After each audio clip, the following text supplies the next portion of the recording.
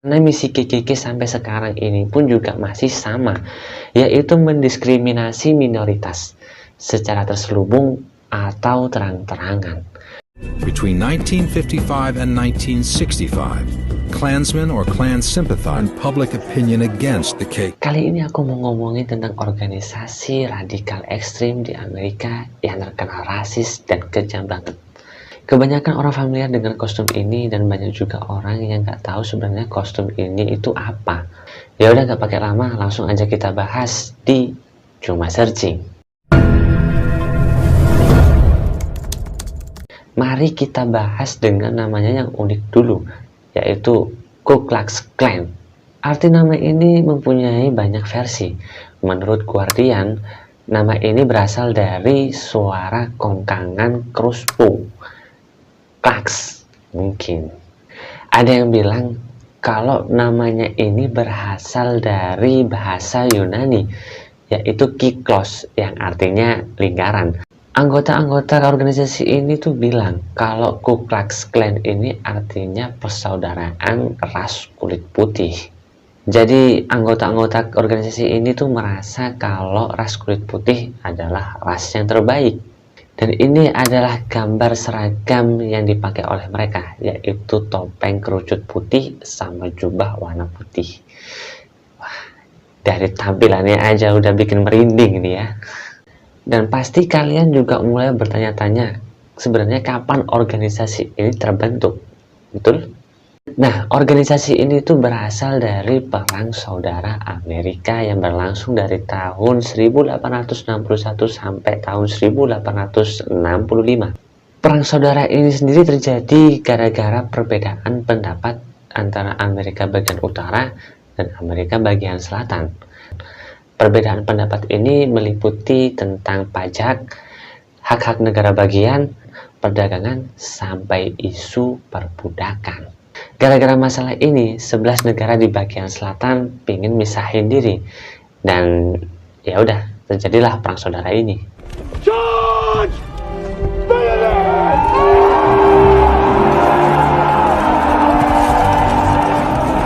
Dan setelah perang kurang lebih dari 4 tahun, akhirnya negara bagian selatan itu kalah. Setelah kalah, ada 6 mantan perwira tentara bagian selatan yang lagi ngumpul-ngumpul. Mereka ngobrol-ngobrol dan akhirnya pada tanggal 24 Desember 1865 mereka akhirnya membentuk organisasi yang mendukung superioritas ras kulit putih. Dan ya, mereka bikin organisasi Ku Klux Klan atau yang biasa disingkat KKK. Semakin lama anggota mereka ini semakin banyak dan tersebar di seluruh Amerika bagian selatan.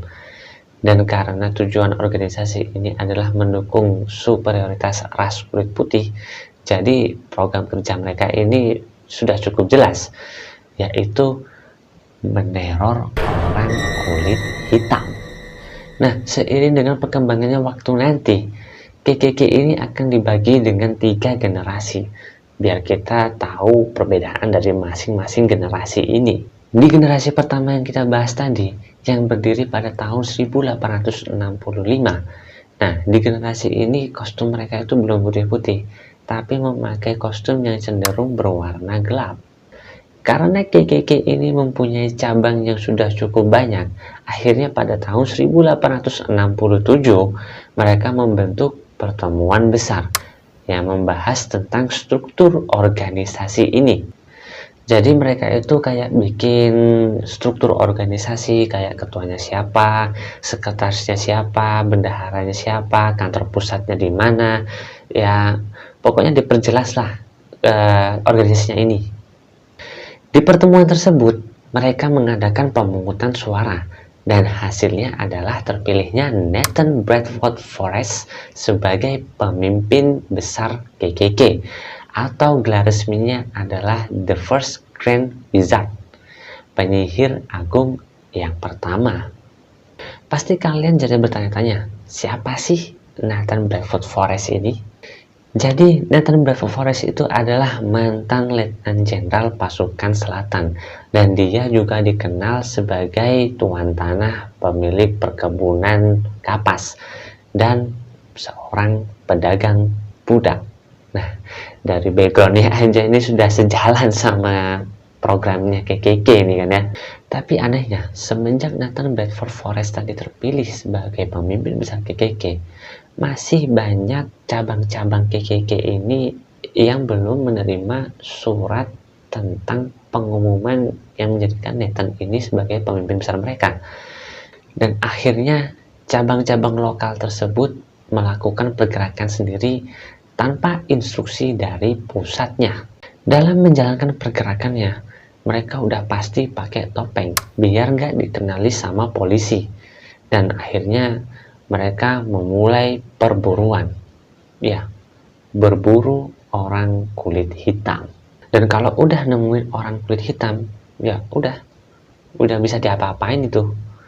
Mulai dari propertinya diambil, diintimidasi, dagangannya dijarah, dan diserang, sampai dibunuh. Di tahun 1867 sampai 1868, KKK ini membunuh sekitar 7 anggota legislatif kulit hitam. Dan biasa kalau mereka membunuh politikus, mereka juga akan membunuh seluruh keluarganya. Hal ini dilakukan untuk memberikan contoh kepada orang kulit hitam lainnya agar tidak main-main untuk masuk ke dalam politik. Dan puncaknya pada tahun 1871, member KKK yang berjumlah 500 orang menyerang penjara di Tennessee dan membunuh 8 orang napi tahanan berkulit hitam. Di masa jabatannya, Nathan Bedford Forrest ini pernah bilang kalau anggota KKK ini mencapai 500.000 orang. Dan dia juga ngaku bisa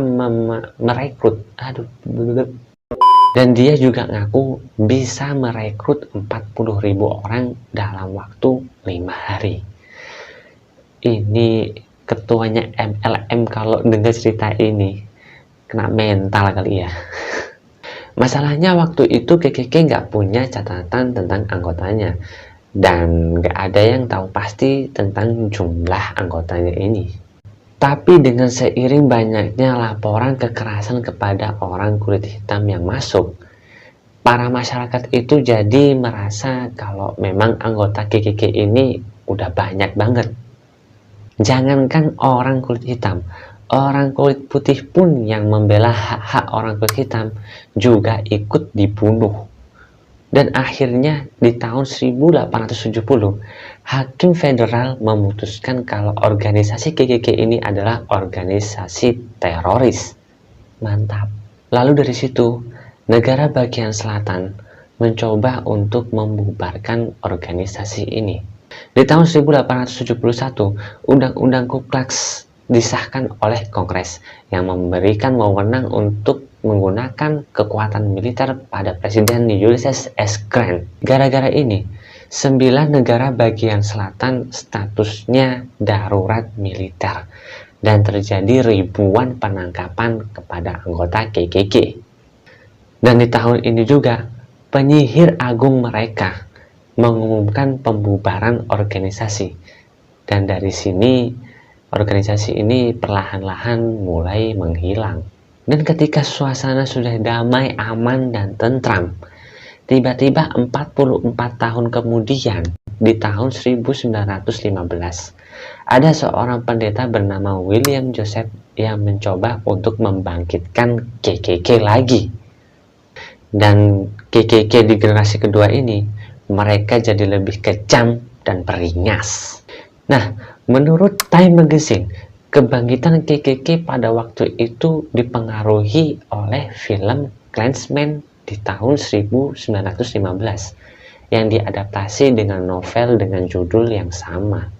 Tapi akhirnya film tersebut dikenal dengan judul The Birth of a Nation. Film ini disebut sangat memuliakan KKK dan banyak mempengaruhi orang kulit putih, termasuk William Joseph tadi.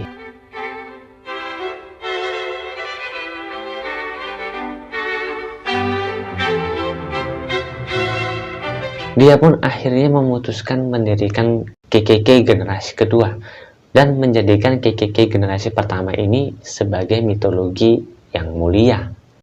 Jadi KKK generasi pertama itu kayak semi-semi disembah gitulah sama generasi yang kedua ini. Akhirnya generasi kedua ini kayak bukan organisasi perlawanan, tapi sudah menjurus ke cult atau aliran kepercayaan. Dari situ banyak orang-orang yang kena brainwash dan ujung-ujungnya menjadi radikal. Kalau tadi di generasi pertama, wilayah mereka terpusat di bagian selatan, tapi di generasi kedua ini mereka melebarkan kekuasaannya sampai di bagian barat. Pokoknya mereka merekrut semua orang kulit putih yang benci sama orang-orang minoritas. Jadi target mereka sekarang bukan hanya orang kulit hitam, tapi ras-ras minoritas juga kena. Kayak Spanyol, Asia, Kamboja, Katolik, Yahudi, Muslim, Konghucu semua kena. Nah, di tahun 1920-an, Amerika ini kondisinya udah banyak berubah. Imigran udah mulai gampang masuk, dan orang kulit hitam juga mudah untuk berekspresi. Di saat yang bersamaan, KKK menawarkan solusi bagi orang kulit putih yang terganggu dengan ras minoritas tadi, yaitu dengan menawarkan tempat tinggal di suatu kota yang isinya cuma orang kulit putih aja. Akhirnya mereka gabung dan dimasukin filosofi-filosofi lewat ritual-ritualnya, dan anggota mereka semakin banyak, dan kebanyakan dari mereka itu militan. Di tahun 1924, anggota KKK mencapai kurang lebih 4 juta orang, atau sekitar 15% dari jumlah populasi Amerika pada saat itu. Di KKK generasi kedua, mereka memakai baju serba putih, dan mereka juga memakai salib yang kebakar. Yang memperkenalkan simbol ini adalah pendiri mereka, William Joseph Simmons tadi. Padahal menurut New York Times, KKK generasi pertama sama sekali nggak menggunakan salib. Gagasan menggunakan salib ini itu diambil dari novel The Klansman tadi, yang diadaptasi ke film, lalu diadaptasi oleh generasi kedua dan dijadikan simbol. Hal ini digunakan untuk mengintimidasi para musuh-musuhnya.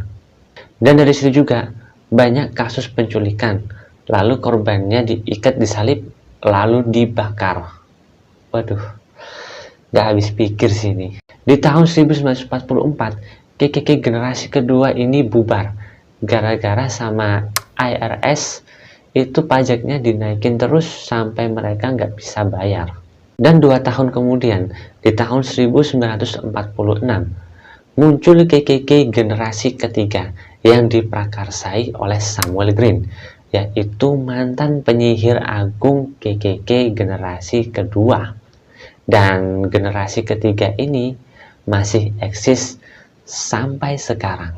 Tapi di generasi ketiga ini, jumlah anggota mereka ini terus berkurang atau merosot. Hal ini diawali dengan kebrutalan mereka yang udah berlebihan banget. Karena di tahun 1955 sampai 1965, mereka ini bertanggung jawab atas kurang lebih 200 kasus pemboman dan 40 pembunuhan aktivis HAM. Aksi-aksi kekejaman KKK ini terekspos ke masyarakat, dan masyarakat pun berani untuk menentang KKK. Puncaknya, FBI berhasil menyelinap masuk ke dalam organisasi ini di tahun 1960-an dan kemudian menangkap para pemimpin-pemimpinnya.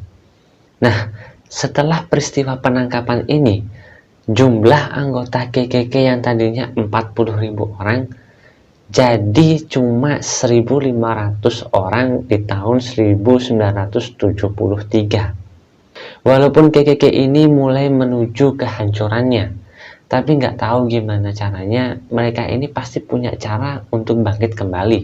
Pelan-pelan mereka sudah mulai menguat kembali dan sudah mulai tampil berkerumun di publik.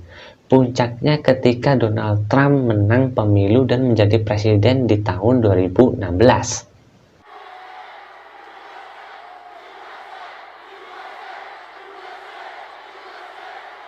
Waktu itu David Duke, mantan penyihir KKK, pernah berstatement di Twitter.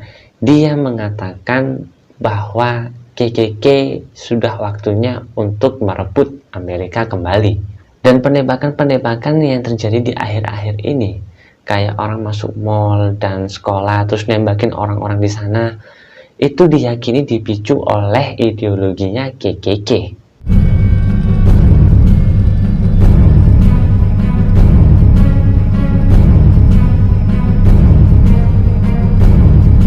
Karena misi KKK sampai sekarang ini pun juga masih sama, yaitu mendiskriminasi minoritas secara terselubung atau terang-terangan. Between 1955 and 1965, Klansmen or Klan sympathized public opinion against the KKK. Dan mereka juga meyakini bahwa ras selain kulit putih ini adalah penyebab Amerika gak bisa sejaya dulu. Dan yang paling bikin aku bingung sekarang itu, ada video yang dirilis tahun 2019 atau berapa gitu, lupa. Itu member KKK ada yang kulit hitam. Nah, ini gimana ini konsepnya nih? Apa udah berubah, apa gimana gitu? Coba kalian yang tahu komen. Nah, itu tadi penjelasan singkat tentang KKK, organisasi paling sadis dan brutal di Amerika. Jadi kok bisa ada ya organisasi kayak gini itu loh maksudnya. Aduh. Buat kalian yang mau revisi kali aja ada yang salah atau mau nambahin, bisa langsung aja komen di bawah. Jangan lupa like, subscribe, dan nyalakan loncengnya juga ya. Thanks sudah nonton dan bye. I think I'm falling down, down, down, down. I think I'm falling down.